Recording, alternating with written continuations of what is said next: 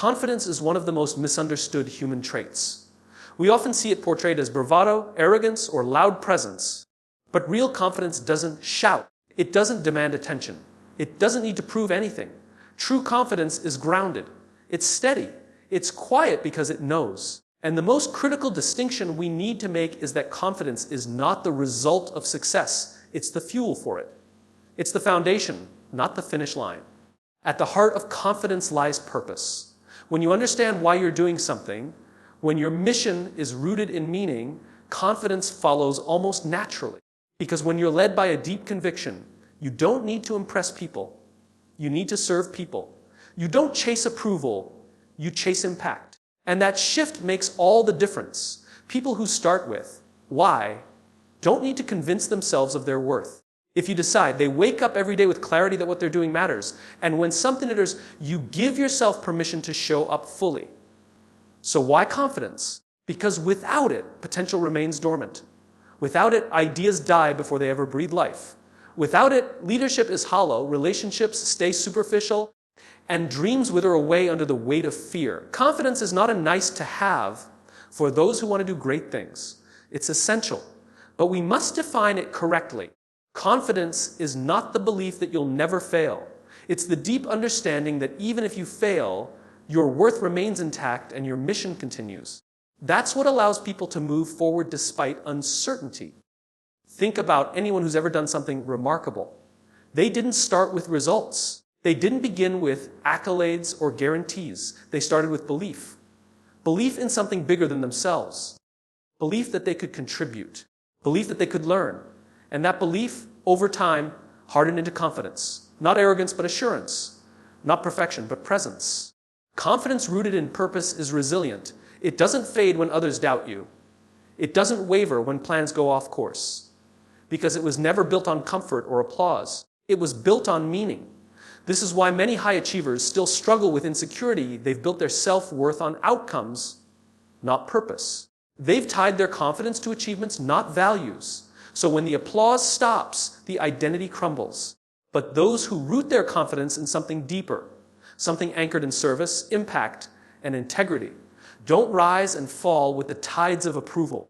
We live in a world that tries to convince us that confidence is something you either have or you don't, that it's in your personality or your genes. But that's a myth. Confidence is a skill. And like any skill, it can be developed. The first step is always to go inward. Not to look for answers in status or appearance or credentials, but to ask the hard question, why am I doing this? What is the reason I show up? When you can answer that with clarity and conviction, you begin to build an internal compass that no amount of criticism or confusion can shake. And once you know your why, your confidence stops being conditional. It stops being reactive. It becomes proactive. Purpose gives direction. Direction brust and trust in yourself. That is the beginning of confidence. When people talk about confidence, they often refer to what they see on the outside. Someone who walks tall, speaks clearly, makes bold decisions. But those are just symptoms. The real origin of confidence isn't visible. It lives beneath the surface. It's internal. It's the product of self-belief. And that belief doesn't start with accomplishments, or intelligence, or even experience. It starts with a deep understanding of your values. Too many people confuse confidence with competence. They think, once I know enough, once I've done enough, once I've been validated enough, then I'll feel confident. But that's not how it works. The most confident people in the world often walk into rooms where they don't know the most, haven't done the most, and still carry themselves with calm authority. Why? Because their confidence isn't coming from what they do. It's coming from who they are. And who they are is not dependent on being the best. It's anchored in being aligned with their values, with their mission, and with their character. Self-belief is a decision. It's the decision to trust that your presence has value even before anyone claps for it. It's the belief that your voice matters, even if it shakes when you speak. It's the belief that your perspective is worth hearing, even if you're the only one in the room who holds it. This kind of belief doesn't come from comparison. It comes from clarity. Clarity about what you stand for, what you care about, and how you choose to show up. We're told from a young age to perform, to earn approval, to accumulate praise. And somewhere along the way, we internalize the idea that we are only as good as what others think of us. But that external validation is a dangerous drug. It's addictive. And the more you depend on it, the more fragile your confidence becomes. Because the moment the applause stops, the doubts start creeping in. That's why the root of self-belief must be internal. It must be based on principles you choose, not applause you receive. Ask yourself this: when everything is stripped away, your title, your achievements, your followers, your metrics, what's left? Who are you when no one is watching? What values guide you in silence? If you don't know the answer to that, you'll never feel truly confident. You'll always be performing. You'll always be at the mercy of circumstance and public opinion.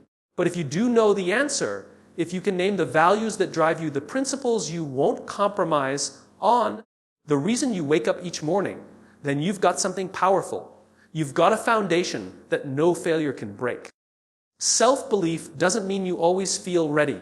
It means you trust that even when you're not ready, you can figure it out. It means you know you'll stay aligned with your values even when things get hard. And ironically, that's when confidence becomes most visible. Not when everything is going well, but when everything is falling apart and you remain grounded. Many people try to build confidence like they build a ren-sum, stacking up experiences, accomplishments, and accolades. But if you build belief like a checklist, it can be taken away just as quickly. One failure, one rejection, one harsh critique, and it all collapses.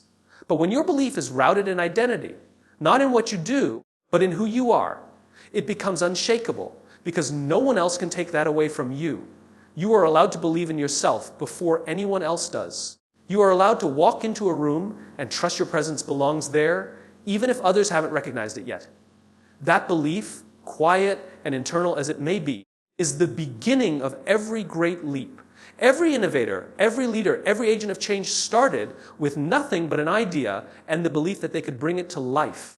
That belief wasn't arrogance. It was alignment. Alignment with purpose, with values, with character. One of the most paralyzing myths in our culture is the idea that you need to be perfect before you begin.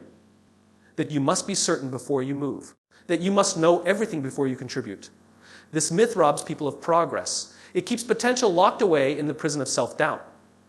But the truth is, the people who move the world forward are not the ones who waited until everything was perfect.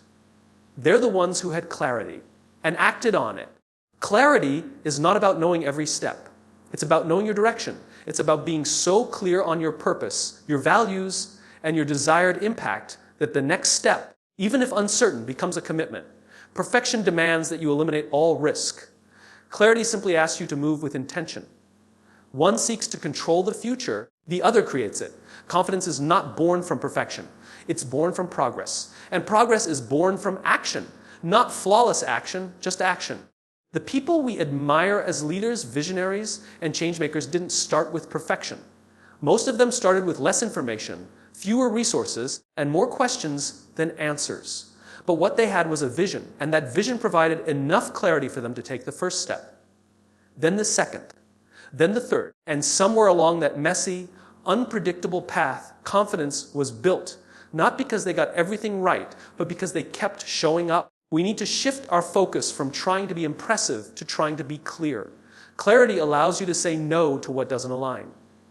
It gives you the ability to focus your energy, your time, and your attention. Without it, we try to do everything perfectly and end up doing nothing effectively. We burn out.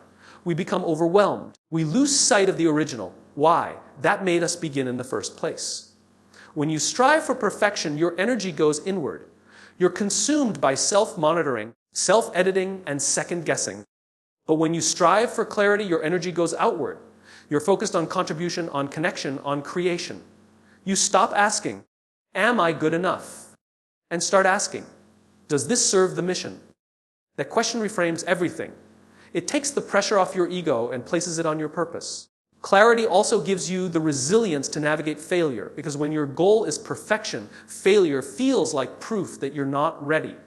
But when your goal is clarity, failure becomes feedback. It becomes data. It becomes a step in refining your vision. That's why clarity always beats perfection. It makes you adaptable. It makes you honest. And honesty is far more powerful than illusion. You decide. Some of the most confident people you'll ever meet are also the most transparent about what they don't know. They're not pretending. They're not performing. They're leading from clarity. They know where they're going. They know what they stand for. And that allows them to admit mistakes, to learn publicly, to grow visibly. Their confidence isn't damaged by imperfection. It's fueled by it. We all want to make a difference. But too often, we're waiting until we have all the answers. That wait is a trap. The longer you wait for perfect, the more you lose the opportunity to grow through experience. The faster you act on clarity, the more you learn, the more you adjust, and the more capable you become. This is how confidence is built, not in theory, but in motion. There will always be someone more polished, more prepared, more precise. But the person with the clearest sense of purpose will move further and faster, because clarity creates momentum, and momentum builds belief.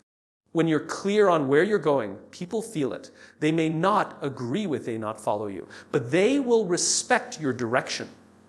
And in time, that direction becomes the source of trust, not just for others, but for yourself. We live in a culture obsessed with success. Awards, titles, if recognition, they're all celebrated loudly. But failure is treated like a stain, something to be hidden, avoided, denied. And yet, every confident person who has ever conquered anything significant has one thing in common: they've failed. Not once, not occasionally, consistently.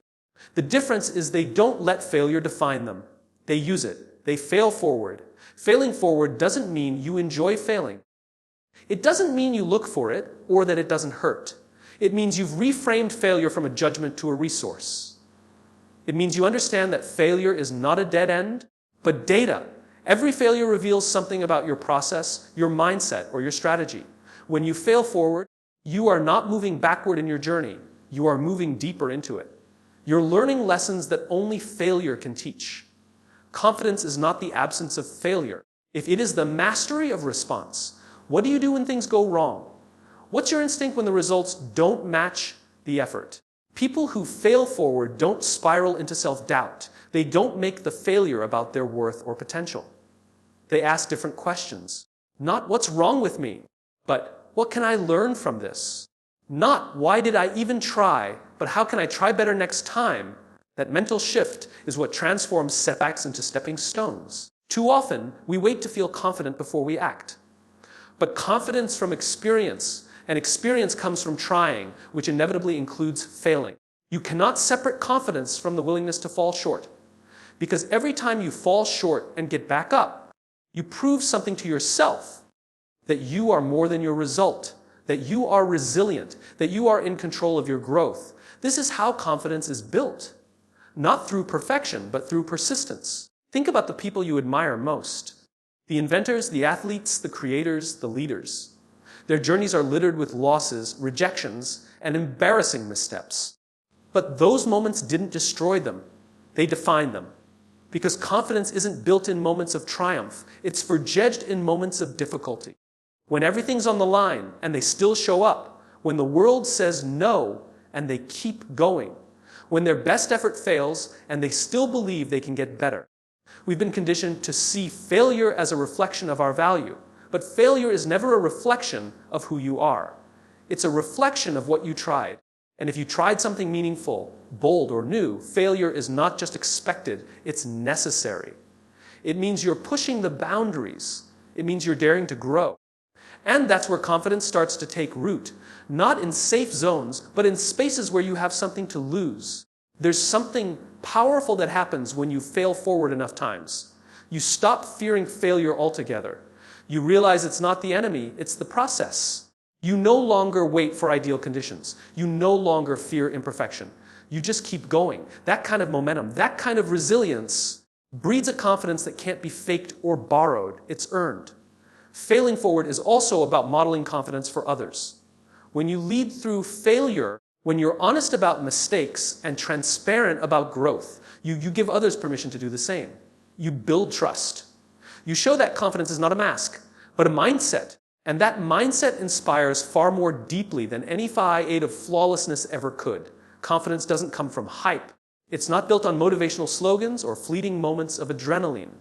True confidence, the kind that holds steady in chaos, that pushes forward when others retreat, is built on trust. And that trust is not external. It's internal. It's the trust you build with yourself. That kind of trust is earned, and it's earned through discipline. Discipline is often misunderstood. People think it's about restriction, about living a life with no room for spontaneity or fun. But that's not discipline. That's rigidity. Discipline is different. It's the conscious choice to do what needs to be done, even when you don't feel like it. It's the decision to honor your commitments to yourself, not just when it's convenient, but especially when it's inconvenient. And the more consistently you do that, the more trust you build in your own character. When you say you're going to do something, and then you do it, you cast a vote for your integrity. You prove to yourself that your word means something, that your intentions aren't empty, that you can count on yourself. Over time, this becomes a quiet kind of confidence. Not loud, not boastful, just grounded, steady, reliable. The kind of confidence that shows up not only when things go right, but when everything starts to go wrong. We often look to others for reassurance, for someone to tell us we're good enough, smart enough, strong enough. But if you've built self-trust through discipline, if you don't need that external permission, you've already earned your own. You don't need to fake it. You know who you are because your habits have shown you. Your consistency has shaped your identity. And that identity becomes the foundation of real confidence. Discipline also removes decision fatigue.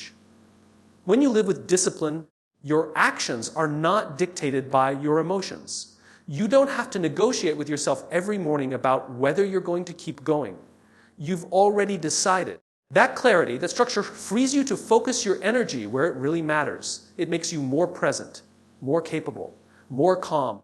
Confidence grows in that environment, not from pressure, but from presence. You can always tell when someone has trained themselves to be disciplined. They don't flinch under pressure. They're not easily swayed by distraction or discomfort. They've trained for it. And training isn't glamorous. It's repetitive. It's often boring. But it builds an inner strength that no amount of surface-level motivation can match. That strength is what allows people to keep their composure when others panic, to stay focused when others scatter, to stay grounded when the winds of uncertainty blow. There's something powerful about keeping the promises you make to yourself. It's not about being perfect. You will miss a day. You will mess up. But discipline isn't about never slipping. It's about always returning, about building the habit of recommitment. That habit becomes your edge. It becomes the reason you can walk into a challenge and not be shaken. Because deep down, you know you've prepared for it. You've trained for this moment. You've earned your place. The people who radiate confidence are not necessarily the ones with the most talent or intelligence. They're often the ones who've simply shown up the most, who've done the work in the dark when no one was watching. That's what discipline is. It's the invisible work that builds visible belief. It's the quiet repetition that becomes loud results. It's the private preparation that leads to public performance. Confidence is often mistaken for charisma, but charisma can be empty. It can be manufactured. Discipline can't. It's real. It's earned. And it builds a type of confidence that doesn't fade when the spotlight turns off. Because the spotlight was never the source. The source was the work, the early mornings, the late nights, the uncomfortable reps, the moments you wanted to quit but didn't. Each of those became a brick in the foundation of trust you now stand on. One of the greatest traps we fall into is seeking validation. We chase approval, applause, and affirmation as if our value depends on someone else noticing it. It's subtle and often subconscious. We shape our choices based on how many likes we'll get, how others will perceive us, or whether we'll be judged. This chase isn't just exhausting, it's empty. It never truly satisfies, and it never builds real confidence. You decide. Because the moment your worth depends on someone else's opinion, you've handed over your power. The confidence to conquer begins the moment you stop seeking validation and start seeking growth. Growth is internal. It's personal. It's about who you become, not what others see. When your focus shifts from being seen as successful to becoming someone capable of success, everything changes. You stop needing to prove. You start needing to improve. Validation is reactive. Growth is proactive. Validation waits for someone to acknowledge you. Growth moves whether they do or not. When you choose growth, you take full ownership of your development. You're not performing anymore. You're transforming. And that transformation becomes your confidence. Because you know you're evolving, not for the crowd, but for the mission. Not to impress, but to impact. Confidence built on validation is fragile. The moment the applause stops, the belief disappears. But confidence built on growth is durable. It's rooted in progress. And progress is always measurable. By you, for you. Did you learn something today? Did you push through resistance? Did you face discomfort and stay present? That's growth. And every bit of growth makes you stronger, more resilient, more certain in your own capacity. When you seek validation, fear becomes your driver. Fear of rejection, fear of being overlooked, fear of not being enough. But when you seek growth, courage becomes your fuel. Because growth requires risk. It demands vulnerability. You have to be willing to be bad at something before you can be good at it. If you decide. And you have to be okay being misunderstood, even criticized, while you're in that messy middle. That's where the transformation happens. The need for validation creates comparison. You start measuring your life against this highlight reel. But growth demands focus. Not on them, but on you. Your path, your pace, your values, your vision. That's how you build real momentum. Because when your direction is internally guided, you stop being pulled in 1,000 directions. You become aligned. And alignment breeds clarity. And clarity breeds confidence. It's not that validation is inherently bad. We're social creatures. We all want to feel seen and valued. But the problem is when it becomes your compass instead of your mirror. Let feedback inform you, not define you. Let it sharpen your awareness, not shape your identity. When you grow from a place of authenticity, you begin to attract validation naturally. But now, it's a bonus, not the fuel. You decide you no longer need it to keep going. You've already chosen to keep going because you know where you're headed. Confidence also grows when you redefine what success means to you. If your metric for success is constant praise, you'll always be chasing something fleeting. But if success means becoming more competent, more aligned, more impactful, then every step forward counts. Every effort, every failure, every lesson becomes a win. That mindset is what separates those who burn out from those who break through. When you shift from validation to growth, you also begin to play the long game. You stop needing instant results. You understand that mastery takes time, that real development is slow and deliberate. And that gives you patience. It gives you resilience. Because you're no longer measuring your worth by today's applause. You're measuring it by who you're becoming over time. And who you're becoming is someone who doesn't need to be told they matter to know that they do. There's a subtle battle that takes place every day in the mind of anyone striving to grow, achieve, or lead. It's the battle between comfort and courage. Comfort is seductive. It's safe, predictable, and easy. It's the warm cocoon of familiarity that tells you, you're fine right here. But courage is disruptive. It demands movement. It asks you to question, to risk, to stretch. And in the choice between the two, your future is formed. Comfort zones are where dreams go to die. They may feel good temporarily, but they rarely lead to fulfillment.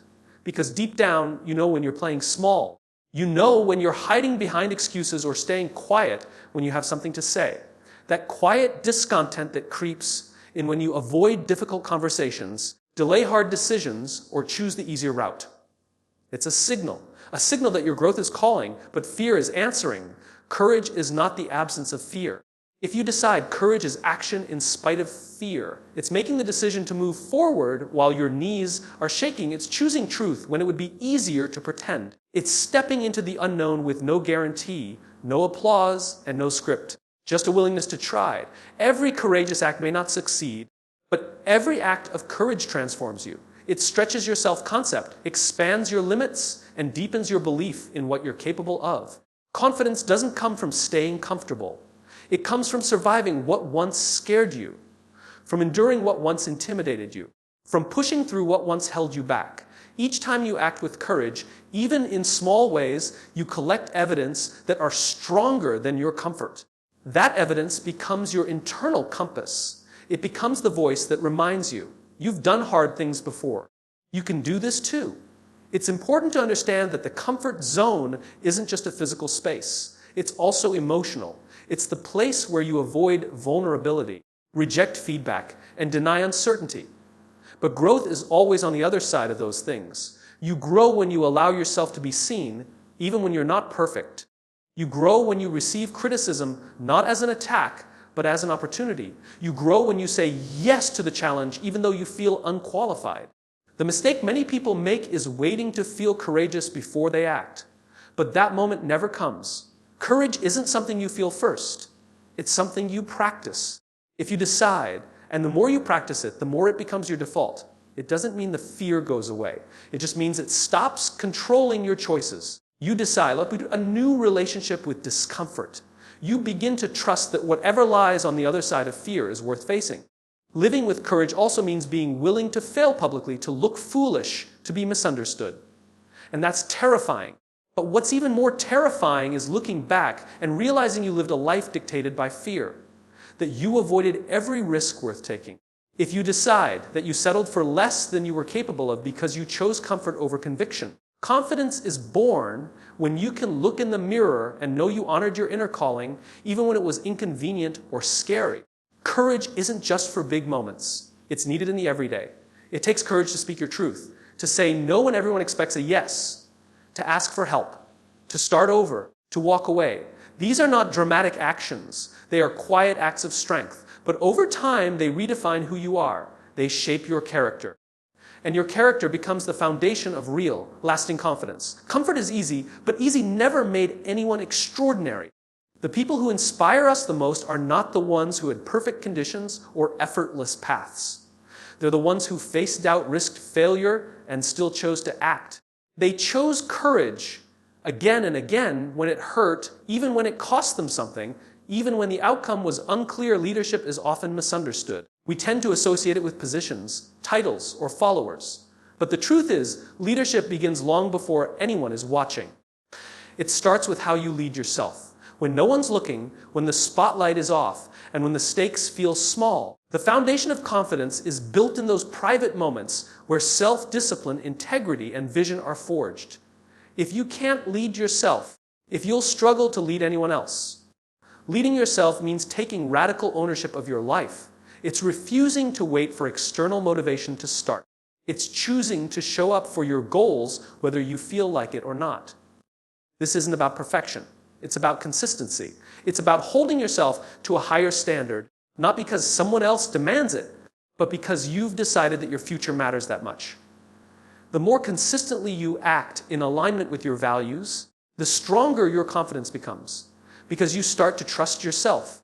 Self-leadership is about making decisions that serve your long-term growth rather than your short-term comfort. It means getting up early to work on your dream when no one's holding you accountable. It means saying no to distractions that pull you off course. It means being honest with yourself about your weaknesses, not to shame yourself, but to sharpen your edge. Every time you follow through on a commitment to yourself, you cast a vote for the person you're becoming. Those votes add up. Confidence comes from competence, and competence is a result of discipline. When you lead yourself well, you put in the reps, you study, you train, you practice, you review, you reflect, you evolve. You don't just hope to get better, you plan to. You architect your growth. You schedule your progress. That kind of leadership doesn't wait for clarity or convenience. It acts with conviction, knowing that clarity comes through motion, not before it. If there's also an emotional element to self-leadership, it's about managing your mindset. It's knowing how to quiet the inner critic, how to push through the days when imposter syndrome creeps in, how to self-regulate in moments of pressure, how to stay grounded when things go wrong. This emotional intelligence doesn't just happen. It's cultivated, it's trained. And it becomes a source of deep confidence because you know you won't abandon yourself when things get hard.